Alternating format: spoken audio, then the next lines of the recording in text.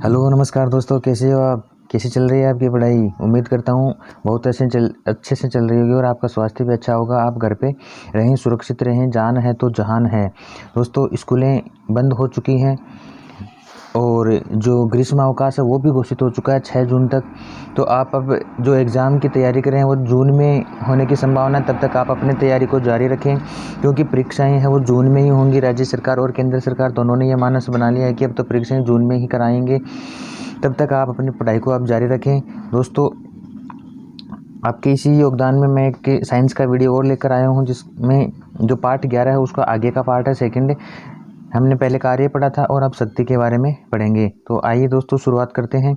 और आप हमारे चैनल पर पहली बार आए हैं तो इसे सब्सक्राइब करना ना भूलें और कॉपी पेंसिल लेकर बैठें और अपने नोट्स उतारते रहें। और इसकी आपको PDF भी मिलेगी जो आप डिस्क्रिप्शन से प्राप्त कर सकते हैं। तो आइए दोस्तों, शुरू करते हैं। कार्य करने की दर को ही शक्ति कहते हैं। आप इस सबसे परिचित हैं। तो कार्य की तरह शक्ति भी क्या है? एक अदिश राशि, यानी जिसमें कोई दिशा नहीं होती है। कार्य करने की दर को ही हम क्या करें? शक्ति। और शक्ति कैसी राशि है? अदिश राशि है। यदि W कार्य करने में T समय लगता है तो शक्ति को हम किस प्रकार से परिभाषित कर सकते हैं? तो ये शक्ति का फॉर्मूला हम इस प्रकार से परिभाषित कर सकते हैं। देखिए, शक्ति P बराबर कार्य बटा समय, यानी कार्य करने की क्षमता ही क्या है? शक्ति है। यानी किसी समय में जो हम कार्य करते हैं वही हमारी क्या है? शक्ति है। इसको हम इस प्रकार से भी लिख सकते हैं कि W बराबर Fs, यानी कार्य बराबर बल गुणा विस्थापन, या हम कह सकते हैं कार्य बराबर बल गुणा बल की दिशा में विस्थापन। यानी वस्तु में कोई विस्थापन होना जरूरी है, हलचल होना जरूरी है, उसे हम क्या कहेंगे? विस्थापन कहेंगे। या इसे हम P बराबर F गुणा S के रूप में भी लिख सकते हैं। यानी W किसके बराबर है? कार्य के बराबर। और कार्य करने की क्षमता क्या है? शक्ति। तो W को हम क्या लिख सकते हैं? P लिख सकते हैं। और P बराबर F गुणा S, यानी बल गुणा विस्थापन, फोर्स इनटू ये डिस्प्लेसमेंट। चलो दोस्तों, आगे चलते हैं।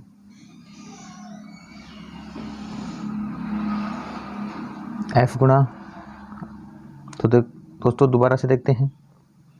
F जो S का हमने मान लिया था यहाँ पे, तो P बराबर F गुणा S, ये हम लेंगे यहाँ पे। ये शक्ति का क्या हो गया? ज्ञात करने का सूत्र, यानी कार्य W बराबर Fs था और समय से भाग देकर हम P बराबर F गुणा S बटा T, या सीधा भी लिख सकते हैं W बराबर Fs। अब इसके बाद में हम बात करते हैं इसके मात्रक की। इसको हम अन्य प्रकार से भी लिख सकते हैं। तो देखिए दोस्तों, यहाँ पे V बराबर S बटा T होता है। हम सभी जानते हैं कि चाल बराबर दूरी बटा समय होता है। चाल बराबर दूरी बटा समय होता है। तो यहाँ पे हम इसको इस प्रकार से भी लिख सकते हैं, जैसे पीछे वाले सूत्र में हमने देखा था कि W बराबर हमने देखा था, W बराबर Fs देखा था, ठीक है। और अब S का मान यहाँ पे हम रख देंगे। S बराबर क्या हो जाएगा? V बटा T, और V से V, T से T कैंसिल हो जाएगा। V यहाँ पे हमारे लिए शेष रह जाएगा। तो P बराबर FV, ये एक सूत्र ये भी हो सकता है। और एक ये भी है, गति के दूसरे नियम से भी हम इसको निकाल सकते हैं। F बराबर ma होता है। F बराबर ma होता है, तो F का मान रखकर हम यहाँ पे P बराबर MAV भी प्राप्त कर सकते हैं। लेकिन दोस्तों, आपको सीधा सीधा याद रखना है W बराबर Fs, कार्य बराबर बल गुणा विस्थापन। बाकी आप नहीं भी याद रखें तो कोई खास बात नहीं है। अब हम शक्ति का मात्रक पढ़ेंगे कि शक्ति का क्या मात्रक होता है। तो मात्रक निकालने के लिए हमें क्या करना होगा? P बराबर W बटा T। P बराबर W बटा T वाला सूत्र है वो याद रखना है। P बराबर W बटा T वाला देखेंगे आप यहाँ पे। और W है शक्ति का मात्रक जूल, और T है सेकंड, समय का मात्रक सेकंड। तो जूल बटा सेकंड, या हम इसको वाट भी कह सकते हैं। तो शक्ति का मात्रक क्या हो गया? जूल बटा सेकंड हो गया, या क्या हो गया? वाट हो गया। तो दोनों ही आपको याद रखने हैं। कार्य का मात्रक भी यही था, कार्य का मात्रक जूल, और शक्ति का मात्रक क्या हो गया? वाट था। यानी जूल बटा सेकंड बराबर क्या हो गया? वाट। शक्ति के अन्य मात्रक भी यहाँ पे दिए गए हैं। तो आप देख सकते हैं कि शक्ति का अन्य मात्रक अश्व शक्ति होता है। अश्व शक्ति जिसे HP कहते हैं या हॉर्स पावर कहते हैं, और जिसका मान यानी 1 HP के बराबर होता है 746 वाट, 746 वाट के बराबर होता है। ये तो सामान्य शक्ति थी। अब हम बात करते हैं विद्युत शक्ति के बारे में, इलेक्ट्रिक पावर के बारे में हम बात करने वाले हैं। दोस्तों आप सभी इनसे परिचित हैं विद्युत शक्ति से कि क्या होती है। अब हम घरों में जो काम लेते हैं विद्युत शक्ति, उसी की हम बात यहाँ पे कर रहे हैं। तो विद्युत शक्ति किसे कहते हैं कि विद्युत परिपथ में विद्युत ऊर्जा के स्थानांतरण की दर को विद्युत शक्ति कहते हैं। यानी परिपथ में जब इलेक्ट्रॉन के स्थानांतरण होते हैं या आवेशों का स्थानांतरण होता था, उसे हम क्या कहते हैं, शक्ति कहते हैं। विद्युत शक्ति का मात्रक भी क्या होता है, वाट ही होता है, क्योंकि दोनों शक्तियाँ हैं। अब शक्ति कैसी भी हो, मात्रक क्या रहेगा उसका, हमेशा वाट ही रहता है। दोस्तों आगे देखते हैं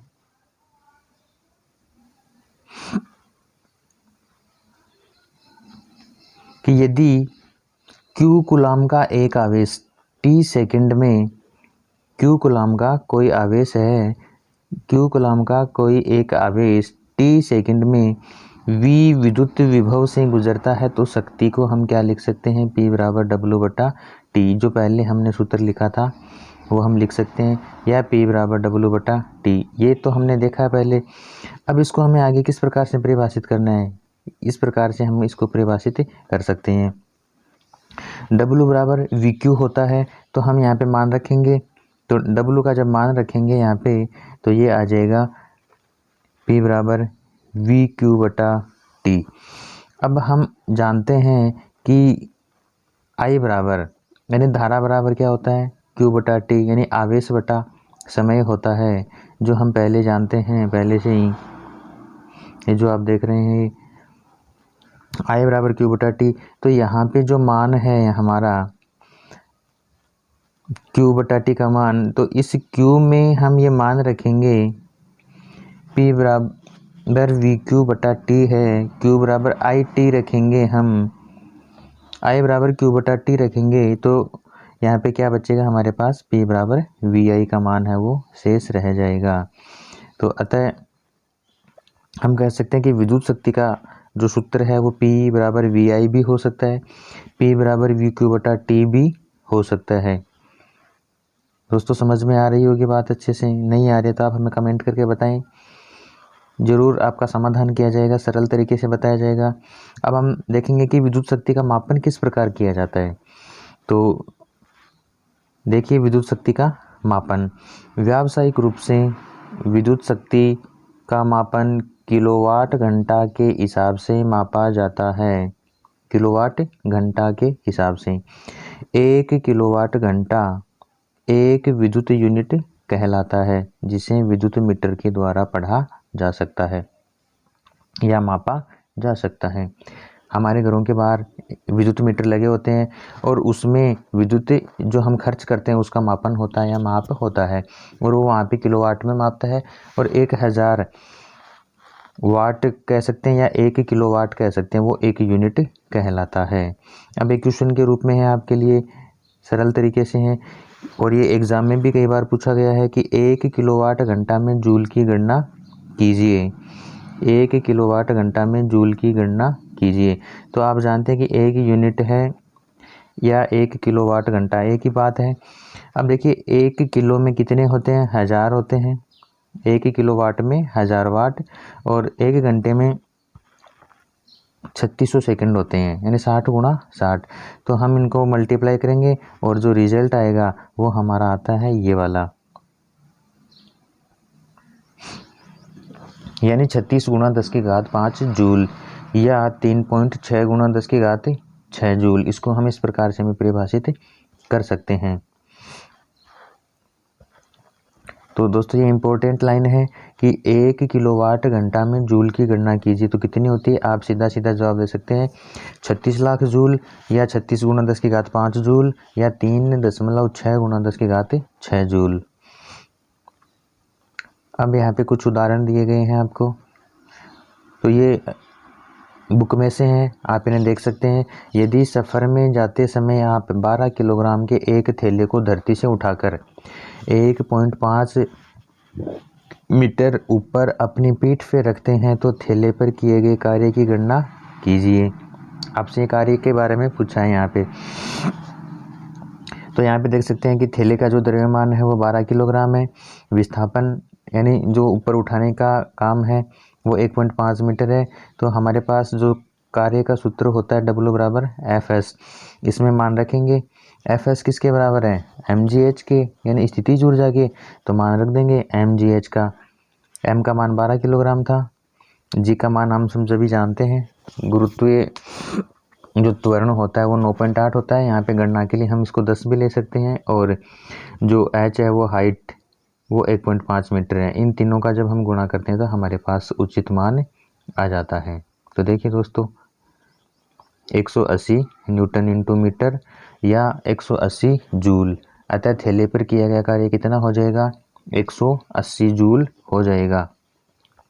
अब नेक्स्ट एग्जाम्पल है वो देख सकते हैं आपकी, एक व्यक्ति 5 न्यूटन बल लगाकर रस्सी से बंधी वस्तु को इस प्रकार खींच रहा है कि रस्सी क्षैतिज से 30 डिग्री कोण बना रही है। इस वस्तु को 20 मीटर ले जाने में कितना कार्य करना पड़ेगा। तो आप देख सकते हैं कि यहाँ पे कोस का मान दिया गया है, क्योंकि यहाँ पे काम आने वाला है ये। कोस 30 का मान 0.866 या कोस 30 बराबर √3/2। तो यहाँ पे जो मान दिए गए हमें कि बल का मान दिया गया है 5 न्यूटन, विस्थापन दिया गया है 20 मीटर। अब आगे देखते हैं,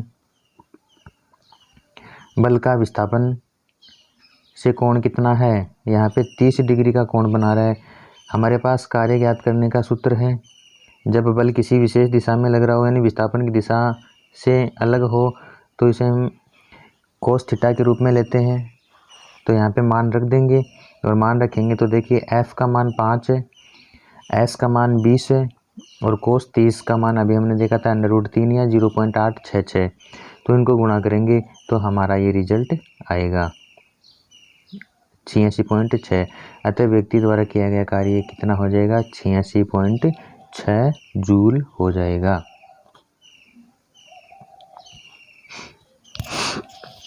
देखिए दोस्तों, आगे एक उदाहरण और है। एक 60 किलोग्राम का व्यक्ति 30 सेकंड में 5 मीटर ऊंचाई तक जाता है। व्यक्ति द्वारा उपयोग में ली गई शक्ति ज्ञात करनी है। जी का मान यहाँ पे 10 रखना है। तो व्यक्ति का द्रव्यमान हमें दिया गया है यहाँ पे 60 किलोग्राम, तय की गई दूरी 5 मीटर दी गई है, समय 30 सेकंड। तो क्या ज्ञात करना है, हमें शक्ति ज्ञात करनी है। तो शक्ति का ये वाला सूत्र हम कहाँ मिलेंगे, P बराबर W/T वाला, और W बराबर क्या होता है, mgh। तो mgh/T हो जाएगा। ये वाला सूत्र हम कहाँ में लेंगे।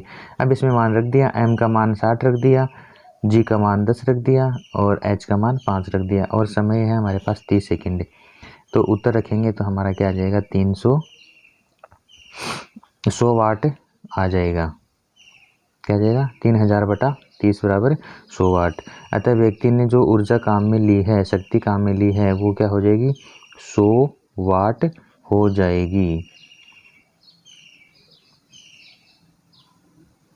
अगला एग्जाम्पल है, सुरेश व रमेश एक 15 मीटर ऊंची पहाड़ी पर चढ़ते हैं। रमेश यह कार्य 19 सेकंड में पूरा करता है, जबकि सुरेश पहाड़ी पर 15 सेकंड में ही पहुंच जाता है। यदि दोनों में से प्रत्येक का वजन 38 किलोग्राम हो तो उनके द्वारा व्यय की गई शक्ति ज्ञात करनी है। जी का मान हमें वही लेना है, 10 मीटर प्रति सेकंड स्क्वायर।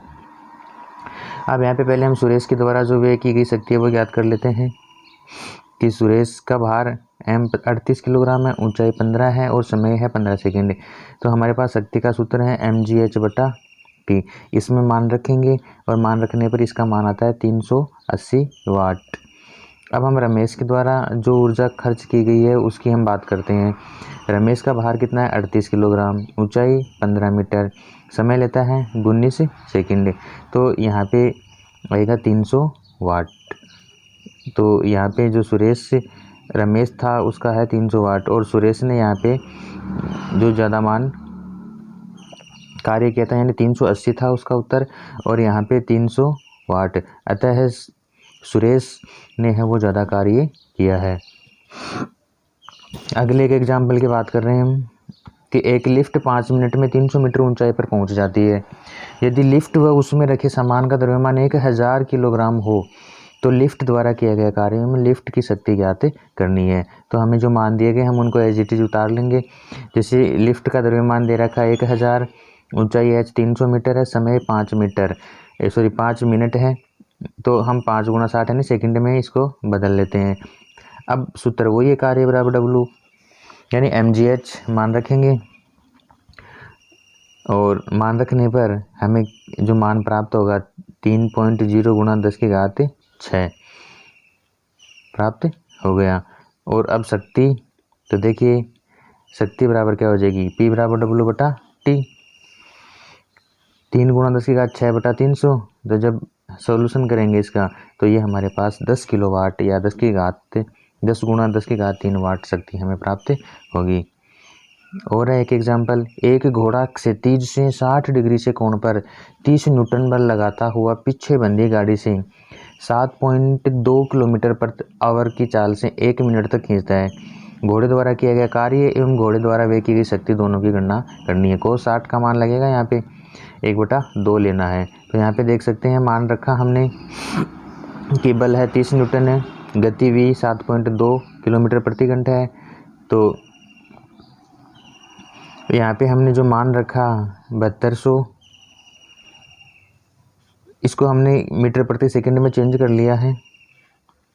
तो इसका मान हम देख सकते हैं आगे, और जब मान रखेंगे तो हमारे पास जो उत्तर आएगा 1 मिनट में 60 सेकंड होते हैं। बल व विस्थापन की दिशा में कोण 60 डिग्री है, और 1 मिनट में तय की गई दूरी v × t, यानी ये हमने निकाल लिया यहाँ पे 7200/60 × 60। तो रिजल्ट आया हमारा 120 मीटर। तो घोड़े द्वारा किया गया कार्य भी निकाल लेंगे। तो कार्य बराबर होता है WFS cos थीटा, ये वाला सूत्र हम काम में लेंगे। और इसमें जब मान रखेंगे कि F का मान 30 रख दिया, S का मान 120 रख दिया, और cos 60 का मान यहाँ पे 1/2 हम रख देंगे। तो यहाँ पे जो मान आता है वो आएगा 1800 जूल। तो शक्ति कितनी हो गई, 1800 जूल, ठीक है, बटा सेकंड 60 है। तो कुल मान क्या आ गया हमारा 30 वाट। तो यहाँ पे जो घोड़े के द्वारा कार्य किया गया वो 30 वाट होगा। अब एक और है लास्ट में शक्ति का, यदि एक रेफ्रिजरेटर की औसत शक्ति 100 वाट है तो एक दिन में रेफ्रिजरेटर के द्वारा खर्च की गई ऊर्जा की गणना यूनिटों में करनी है। तो करते हैं इसका सॉल्यूशन भी। अभी यहाँ पे देख रहे हैं आप, शक्ति रेफ्रिजरेटर की शक्ति 100 वाट की है, यानी इसे किलोवाट में बदलेंगे तो 0.1 किलोवाट हो जाएगा। समय t 24 घंटे है, यानी एक दिन है। ऊर्जा बराबर क्या होता है, शक्ति गुणा समय होता है, P × T होता है। जब मान रखेंगे तो हमारे पास जो मान आएगा 2.4 यूनिट आएगा। अतः रेफ्रिजरेटर द्वारा 2.4 यूनिट यानी विद्युत ऊर्जा एक दिन में खर्च की जाएगी। दोस्तों अति लघुत्रात्मक प्रश्न है कुछ, वो आप बुक से देख सकते हैं। अब क्योंकि वीडियो ज़्यादा लंबा हो जाएगा, आप देख सकते हैं या इनका स्क्रीनशॉट भी ले सकते हैं, आपके सामने है ये। फिर अगला क्वेश्चन है ये, इसका भी आप स्क्रीनशॉट ले सकते हैं, बहुत सिंपल है। आप खुद करके देखेंगे तो आंसर आ जाएगा। और लास्ट में देखें आप, एक और क्वेश्चन है, ऐसा बहुत ईजी क्वेश्चन है ये। ऐसे क्वेश्चन एग्जाम में अक्सर पूछे जाते हैं, यानी जिसमें विद्युत यूनिट की जानकारी पूछे थे, कितने यूनिट ऊर्जा खर्च हुई है, साथ में आपको मूल्य दे देंगे कि 10 यूनिट मूल्य का खर्चा ज्ञात कीजिए या जो खर्चा होगा वो ज्ञात कीजिए, ऐसा। तो आप यहाँ पे देख सकते हैं, ये आंकिक प्रश्न है। अगर आप नहीं कर पा रहे हो तो आप देख सकते हैं यहाँ पे आंकिक प्रश्न है, स्क्रीनशॉट ले सकते हैं।